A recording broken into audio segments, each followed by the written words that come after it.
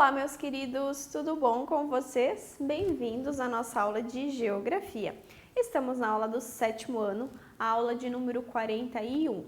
Eu sou a professora Flaviane e não deixem, então, de ter em mãos os seus materiais. Caderno, caneta, lápis, borracha, tudo o que for necessário para as suas anotações, né? Sempre peço e reforço aqui para vocês. Esses materiais fazem parte da nossa aula, assim como vocês têm materiais em sala de aula, né, na aula física ali, na nossa aula online vocês também precisam ter para fazer anotações, para responder as atividades e para fazer o exercício de fixação do conteúdo, realmente sentar e estudar. Então tenham em mãos os materiais e vamos ao tema da nossa aula de hoje. Então hoje a gente vai conversar um pouco sobre a espacialização das dinâmicas sociais e produtivas. O que isso significa? Que nós vamos conversar acerca de períodos ali. O período mercantilista e, a partir dele, o advento do capitalismo. Então, é a nossa primeira aula. Então, nós vamos conversar sobre essa dinâmica de como era até ali a ascensão do modo produtivo capitalista que nós temos hoje. E o nosso objetivo com essa primeira aula é analisar os fatos e situações representativas, né, ocorridos no período mercantilista. Então, hoje a gente começa com o período mercantilista, que é um pré-capitalismo, ali o início do capitalismo se deu nesse período. Então, vamos entender isso para que a gente possa compreender, então, essas dinâmicas sociais e produtivas que nós temos hoje. A gente precisa passar por esses períodos. Então, o mercantilismo e a colonização da América. O que uma coisa tem a ver com a outra, qual é a relação desses temas? É o que a gente vai compreender. O mercantilismo é um conjunto de práticas econômicas exercidas pelas nações europeias entre os séculos XV e XVIII. Porém, a palavra mercantilismos, ela foi concebida e usada pela primeira vez por economistas alemães apenas no final do século XIX. Então, apesar dessa prática já ter sido usada séculos antes, apenas no século XIX, quando o capitalismo, então, ele toma corpo, né, para o que ele realmente encaminhou para ser, é que os alemães ali, então, esses economistas alemães, eles passam a utilizar esse termo para definir essa época ali. A origem, então, do mercantilismo, ela se dá na transição entre feudalismo e capitalismo. Então, a gente passa de um sistema para o outro. E é esse período de transição entre um sistema para o outro que o mercantilismo ele acontece. Então, durante a crise da Idade Média e a formação dos Estados nacionais. É esse período de transição. Os monarcas absolutistas, o que eram os monarcas absolutistas? Eram os reis, né? Toda a nobreza da época ali feudal. Absolutistas por quê? Porque o poder ele estava concentrado na figura do rei. Então, o rei ele exercia um poder de igreja, né? A igreja estava ali junto, ajudando, controlando, mas o rei tinha essa figura ali, esse poder tanto clérico, né, em relação à igreja, quanto de controle financeiro, controle administrativo de tudo o que estava acontecendo. Então, os monarcas absolutistas intervinham na economia em busca de riquezas, principalmente os metais preciosos, ouro, prata, cobre, né? Os metais que deram origem às moedas ali no caso. Por isso, esse período também é denominado capitalismo comercial. Então é aqui que a gente começa essa questão dessa transição, né, de um modelo feudal, que era um modelo fechado, né? Não existia comércio. A gente vai ver na próxima aula, eu vou explicar com mais detalhes em relação ao feudalismo para vocês, né, em relação às práticas econômicas feudais. E a gente tem então essa transição entre o modelo feudal para um modelo capitalista, né, de livre mercado e comércio. Por isso, o capitalismo comercial. Então, o mercantilismo, ele está, né, dentro desse período ali, dessa transição, como a gente já comentou anteriormente. Então, a origem, né, de tudo isso. Como que aconteceu o mercantilismo, né? Como que foi esse período, essa transição. Então, no final do século no final do século XIV, começo do século XV, a Europa passou por grandes transformações que culminaram com a crise do feudalismo. Então esse sistema ele entrou em crise. O comércio ele renasceu, então o comércio que pouco existia e que durante o feudalismo ele foi extinto, ele foi escasso, ele não acontecia mais, ele floresceu, ele renasceu novamente e as moedas voltaram a circular nas feiras, que se espalharam então pelo continente europeu. A burguesia se tornou a nova classe social em ascensão e foi a grande beneficiária a partir desse renascimento comercial. Quem eram os burgueses? O que é a burguesia? É um termo que tem vários significados, né? Tem significados históricos, sociais e culturais, mas a palavra em si, o que burguesia quer dizer? Ela vem do latim burgus, que significa cidade. Então, adaptada para várias línguas, né? Ela acabou tendo essa conotação, ela tem teve essa grafia, então, para burgueses. Burgueses, então, por extensão, eram os habitantes dos burgos. Como Burgos era cidade, então, os burgueses eram as pessoas que habitavam as cidades em oposição àquelas que habitavam o campo, que eram os camponeses. Então, a burguesia, né, dentro da origem da palavra, quer dizer pessoa que mora na cidade. E durante, né, esse período de transição ali, do final ali, então, do feudalismo para esse início de um capitalismo, né, para a incipiência, né, para o nascimento do capitalismo, então os burgueses eles ascenderam como uma classe social. Então, as feiras que aconteciam ali durante esse período, ó, isso era o capitalismo comercial, essas feiras acontecendo. Então, aqui nós tínhamos a troca, né, a ascensão novamente das moedas. Isso a gente vai ver também um pouco com mais detalhes na aula que vem, mas não existia troca comercial em relação à moeda, né? Era troca em relação a produto por produto. Outra transformação que ocorre na Europa foi a formação dos Estados Nacionais. Então, além da volta da utilização das moedas, o comércio também ele ascende, né, em relação a isso. Os burgueses, eles ascendem então com uma nova classe social, né, que são os comerciantes, são os que vivem nas cidades, que fazem as trocas, são os comerciantes.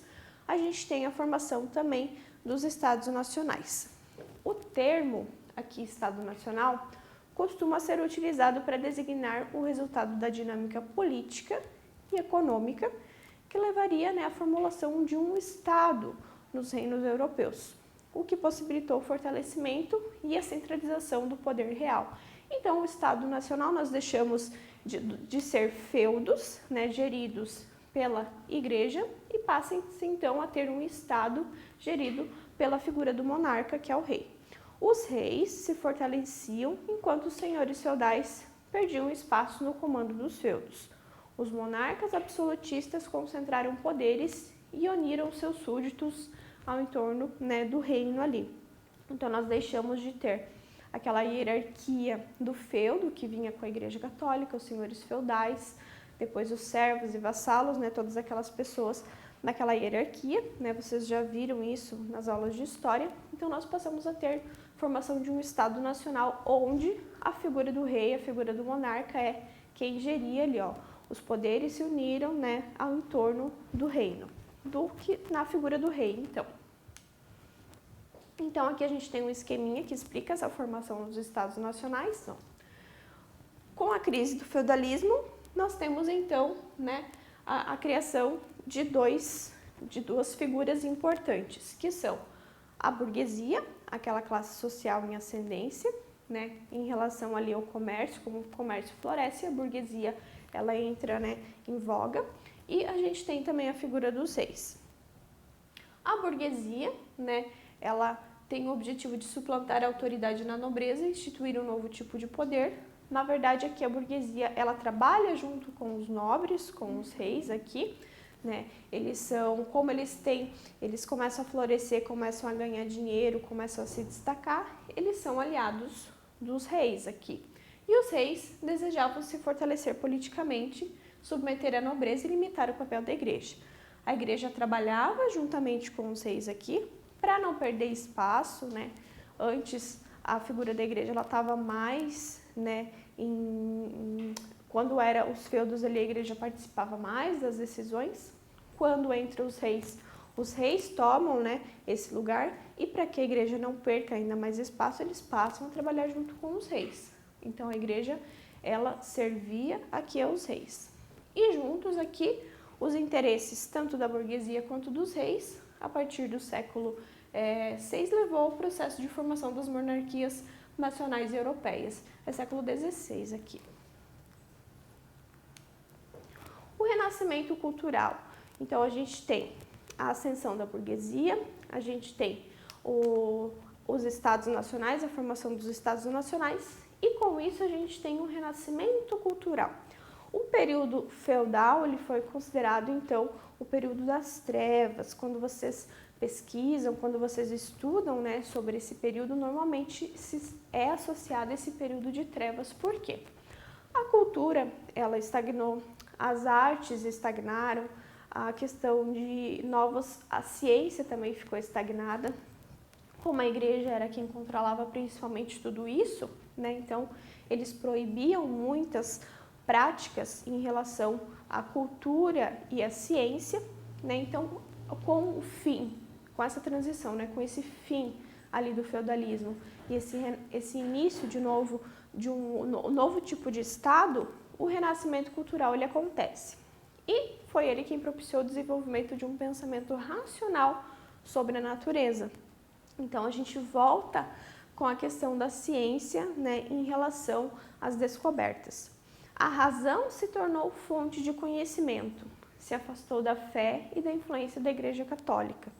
Dessa forma, todos os campos do saber ganharam novas explicações, baseadas em números, cálculos e observações. Então, é o que eu comentei com vocês. Essa ruptura entre a Igreja, né, o que a Igreja colocava, e agora, então, a ciência ela passa a ter um lugar de destaque, ela pode voltar a trabalhar, a pesquisar e a criar, né, novamente. A economia se tornou, então, uma ciência e não mais uma simples atividade pecaminosa, como os religiosos medievais consideravam.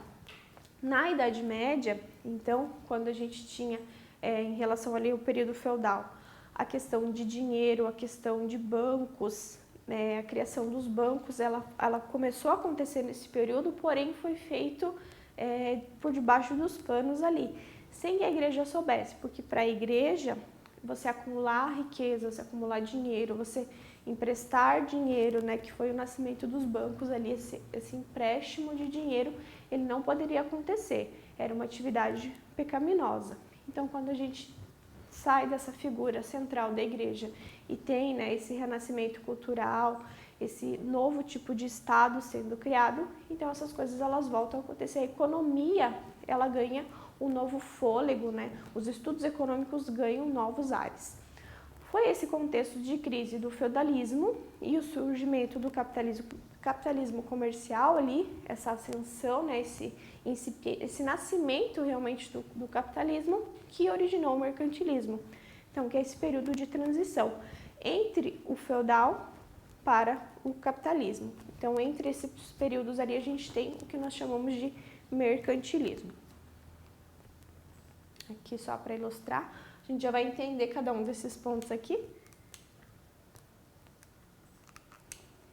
Deixa eu só passar aqui para mostrar para vocês aqui. Aqui então, ó, pessoal, quais são as principais características então desse período que nós chamamos de mercantilismo? São a intervenção do Estado na economia, lembrando que o Estado é a figura do rei, os reis determinavam os rumos da economia e os seus reinos, né, tanto da economia quanto do reino ali, ao protegerem seus produtos, aumentando impostos sobre produtos estrangeiros e unificando as moedas em circulação. Então, é o protecionismo. Eles protegiam ali tudo que aquele reino criava. Então, é o que nos leva então a essa balança comercial favorável. As exportações deveriam ser superiores às importações.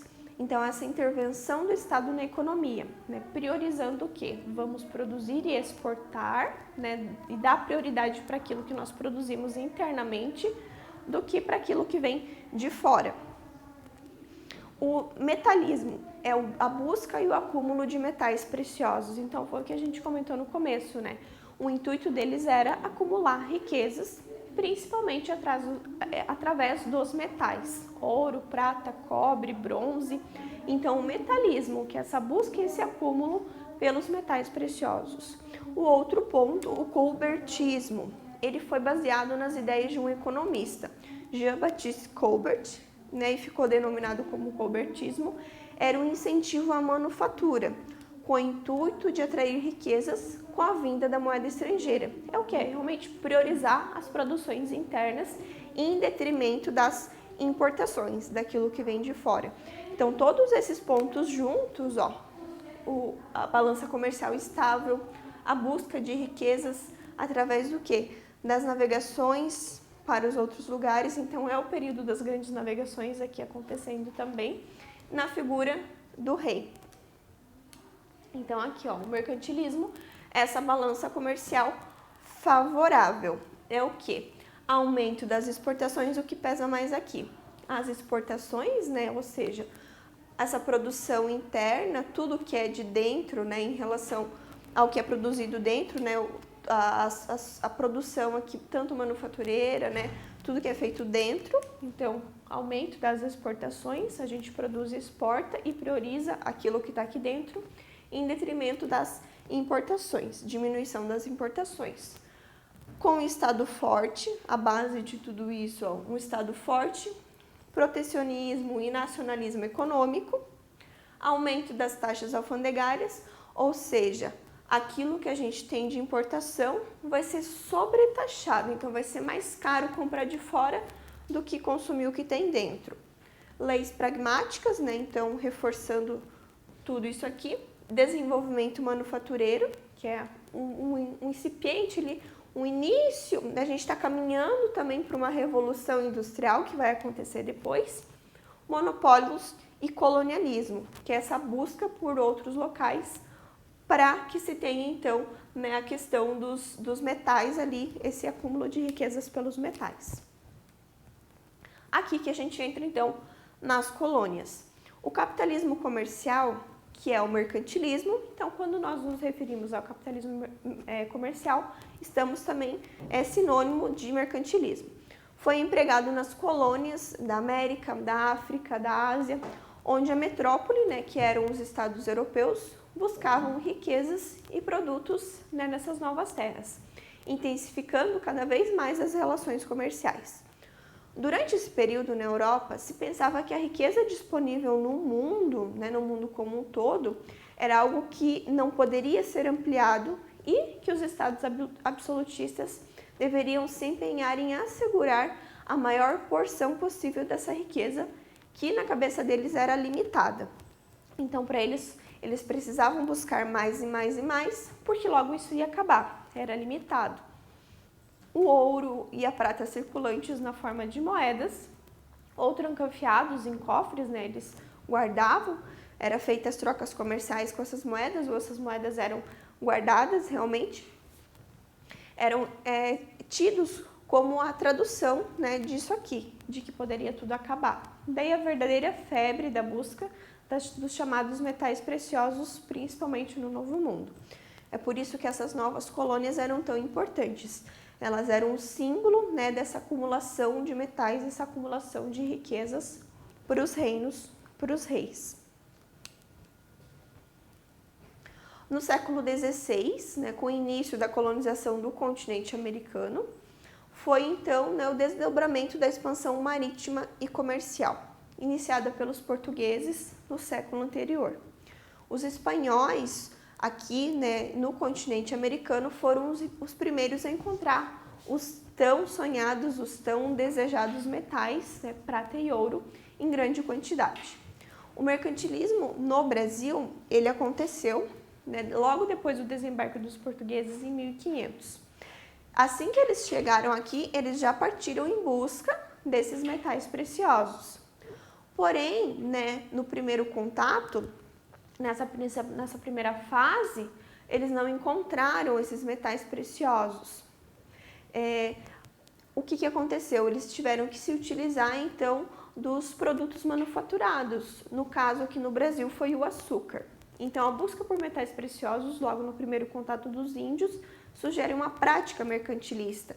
Então, eles vieram com esse pensamento, que era o que estava, né, em vigor. Então, era o que a prática comercial, a prática econômica vigente, né, na época, que era o mercantilismo. Então, eles vieram para cá com esse intuito mercantilista.